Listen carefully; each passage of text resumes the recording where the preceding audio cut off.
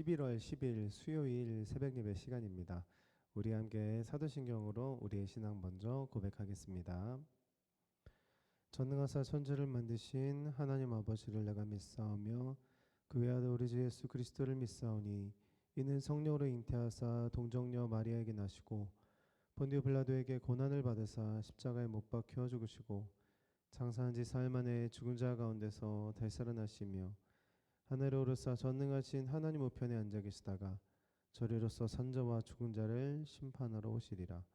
성령을 믿사하며 거룩한 공예와 성도가 서로 교통하는 것과 죄를 사하여 주시는 것과 몸이 다히 서는 것과 영원히 사는 것을 믿사옵나이다. 아멘. 오늘 우리가 읽으실 하나님의 말씀은 사도행전 18장 18절에서 20장 3절까지입니다.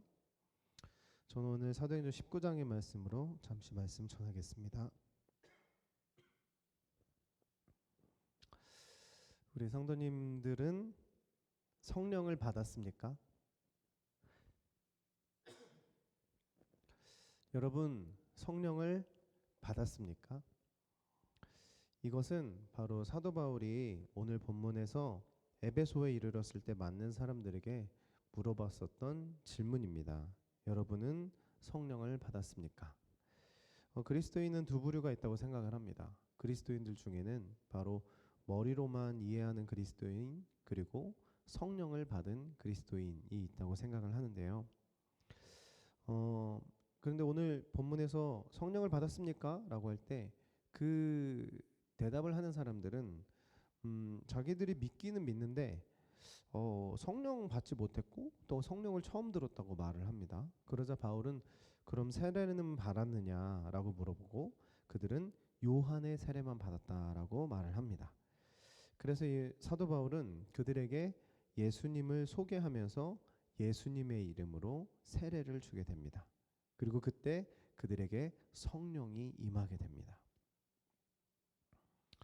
많은 사람들이 자신은 그리스도인으로서 그래도 어느 정도 신앙생활을 하고 있다라고 생각을 합니다. 신앙생활을 한다는 것에 대한 판단 기준은 아마 저마다 다를 거라고 생각을 해요. 그런데 그 판단 기준은 실제로 무엇이 판단 기준이 될 수 있을까라고 한다면 바로 내 안에 그런 성령이 주시는 뜨거운 열정이 있는가, 그것으로 판단할 수 있을 것 같습니다. 내 안에 성령님이 주시는 뜨거운 열정이 있는가. 마치 하나님의 말씀은 검과 같아서 성령의 검이잖아요. 성령님의 검은 우리의 생각과 마음을 다 쪼개서 새롭게 변화를 시킨다는 거죠. 때문에 우리가 신앙생활을 정말 지금 잘하고 있는가라고 할 때 내 안에 그리고 또 내 생각이 성령이 주시는 생각과 마음으로 그 열정으로 가득하 있느냐, 이것이 바로 진짜 그리스도인의 판단 기준이라고 생각을 합니다. 왜냐하면 그리스도인으로서 정말로 거듭나면 성령의 불이 여기 뚝 떨어져서 여기에 뭔가 모를 열정이 막 생기기 때문이죠. 그래서 말씀을 사모하고 아니면 기도하고 싶고 예배드리고 싶고 교회 가고 싶고 뭔가 씹고 싶고 그렇게 성령께서 주시는 그런 정말 열정, 그게 뭔가 뜨겁게 기도를 하거나 목소리를 크게 내거나 이런 것이 아닌 정말 나도 모르는 기쁨과 평안과 사랑과 그 하나님이 주시는 수많은 감정을 동반한 하나님을 더 알고 싶고 하나님을 더 사랑하고 싶고 하나님의 뜻대로 살고 싶은 열정이 생긴다라는 것입니다. 그래서 그리스도인의 특징이 있다면 그것이 불이 붙어 있어서 말로도 나오고 표정으로도 나오고 행동으로도 나오기 때문에 결국은 영향력을 줄 수밖에 없다는 것입니다. 이거는 자의적이든 타의적이든 성령의 불이 임하면 영향력을 줄 수밖에 없다라는 것이죠. 이것이 오늘 본문에서 말하는 소동을 일으키는 그리스도인입니다. 소동을 일으킨다. 그 사람이 불이 일어나면 영향을 주기 때문에 소동을 일으킬 수밖에 없다는 거예요. 사도 바울은 어디를 가도 소동이 일어났고 예수님 또한 어디를 가도 소동이 일어났고 제자들 또한 어디를 가도 소동이 일어났습니다. 왜냐하면 그들 안에는 감출 수 없는, 견딜 수 없는 성령의 불이 있었기 때문이고, 그 성령의 불이 주위 사람들에게 옮겨 붙었기 때문에 소동이 일어나는 것입니다. 자, 오늘 본문 말씀이 여기까지고요. 말씀 전할 것은 여기까지고, 때문에 우리가 한번 점검해 볼 것은 바로 두 가지가 있다고 생각을 합니다. 첫 번째는 나는 소동을 일으키고 있는 그리스도인인가 라는 거예요. 다른 말로 말하면 나는 사람들에게 어떤 영향을 주는 그리스도인인가, 나는 영향을 주는 그리스도인이 맞는가, 영향을 주고 있는가. 우리는 정말로 불이 일어나서 열정을 갖고 살아간다면 반드시 사람들에게서, 주위 사람들에게서 질문을 받아야 합니다. 당신은 뭐가 그렇게 행복해요? 당신은 왜 다르죠? 교회 다니면 그렇게 좋아요?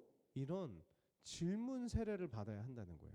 그게 바로 사람들에게 영향을 주고 있는 삶을 사는 사람들의 특징, 즉 소동을 일으키는 사람들의 특징입니다. 우리는 말과 행동 안에 사람들을 궁금하게 만들고 사람들에게 이처럼 영향을 줘야 할 것입니다. 이게 첫 번째 점검이고요. 두 번째는 바로 우리 자신 자체를, 이 성령이 불이 지금 떨어져 있는가 자체를 점검해야 됩니다.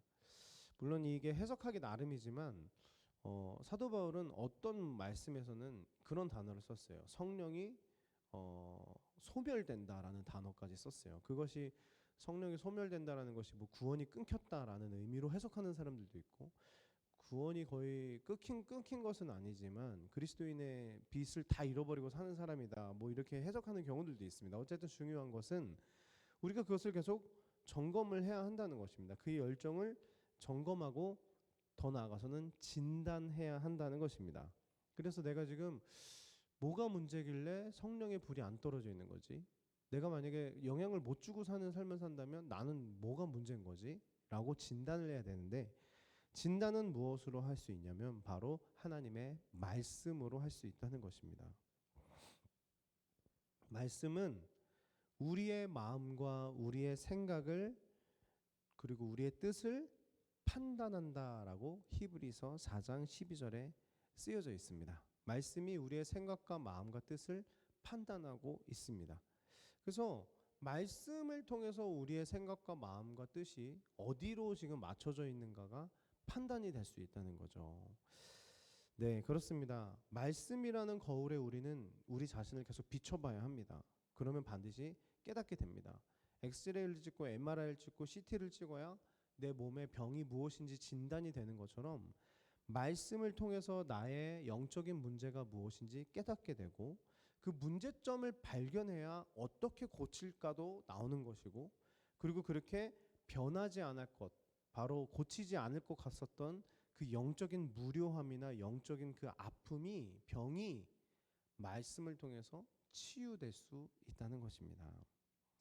사랑하는 성도 여러분, 말씀을 마무리하면서 우리가 정말 새롭게 돼야 할 것입니다. 매일 새롭게 되어야 하고, 그리고 항상 이렇게 영적인 문제를 진단해서 새롭게 돼야 하는데, 새롭게 된다라는 것은 바로 폼을 바꾼다라는 거예요. 마치 투수가 공을 던질 때 폼이 안 좋으면 공이 이상한 데로 날아가는 것처럼 우리가 이상하게 지금 변해 있다면 폼을 바꿔야 한다는 것인데요. 다른 말로 말하면 기초부터 바꿔야 한다는 것입니다. 다시 폼을 바꿔라, 기초를 바꿔라.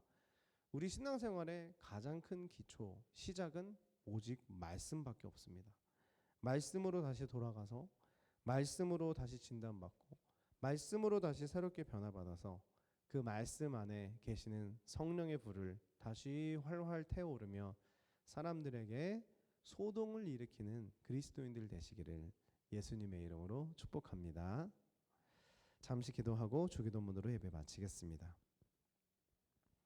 오늘 우리에게 주신 하나님의 말씀, 주님, 우리 자신이 어떤 영향을 끼치고 있는 그리스도인인가를 한번 점검하게 하여 주시고, 혹여나 우리가 전혀 영향력 없는 그리스도인의 삶을 살고 그저 나 하나 구원받는 것에 급급한 인생을 살고 있다면 다시 한번 우리의 문제점을 발견하게 하여 주시되, 다른 방법이 아닌 말씀을 통해서 다시 우리를 진단하고 다시 변화를 받고 다시 새롭게 됨으로 사람들에게 영향을 끼치는 또 더 나아가서 소동을 일으키는 우리 광교회 우리 모든 성도님들 제가 될 수 있도록 축복하여 주시옵소서.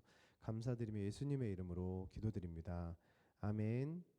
하늘에 계신 우리 아버지여, 이름이 거룩히 여김을 받으시오며 나라가 임하옵시며 뜻이 하늘에서 이루어진 것 같이 땅에서도 이루어지리이다. 오늘날 우리에게 이런 양식을 주옵시고 우리가 우리에게 죄진 자를 사하는 것 같이 우리의 죄를 사하여 주옵시고 우리를 시험에 들게 하지 마옵시며 다만 악에서 구하옵소서. 대개 나라와 권세와 영광이 아버지께 영원히 있사옵나이다. 아멘.